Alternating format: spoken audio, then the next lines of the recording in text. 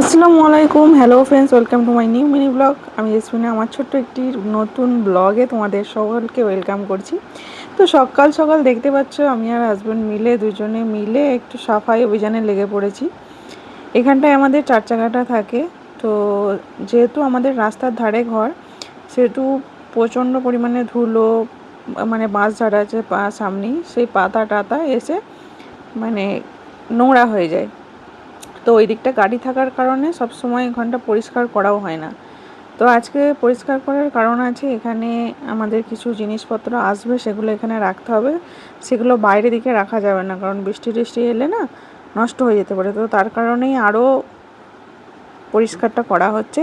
আর সকাল সকাল দুজনে নেমে পড়েছি পরিষ্কার করতে।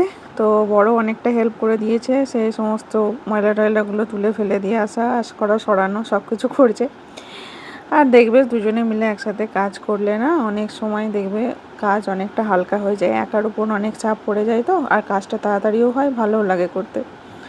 তো এখানে দেখো আমি ঝেড়ে ঝেড়ে নিচ্ছি সকালবেলা, যেহেতু উঠোন টুটন সমস্ত পরিষ্কার পরিচ্ছন্ন করে নিচ্ছি। এখানটা ফাঁকা পেয়েছি যেহেতু গাড়িটা বার করেছে, আমি সকালবেলায় উঠোন টুটন একদম ঝাঁট দিয়ে পরিষ্কার করে নিচ্ছি। আর কি কাজ কি জিনিস হবে আসবে সবটা তোমাদের পরবর্তী ভিডিওতে দেখাবো। তো এই যে দেখো আমি উঠোনটা খুব সুন্দর পরিষ্কার করে ঝাঁট দিয়ে নিচ্ছি। আর এত হাওয়া দিচ্ছে, 14 বার ভেতরে খালি সমস্ত জিনিস ঢুকে যাচ্ছে ময়লাগুলো। তো দেখো আমার ঝাঁটপালা দেওয়া অলমোস্ট কমপ্লিটের দিকে।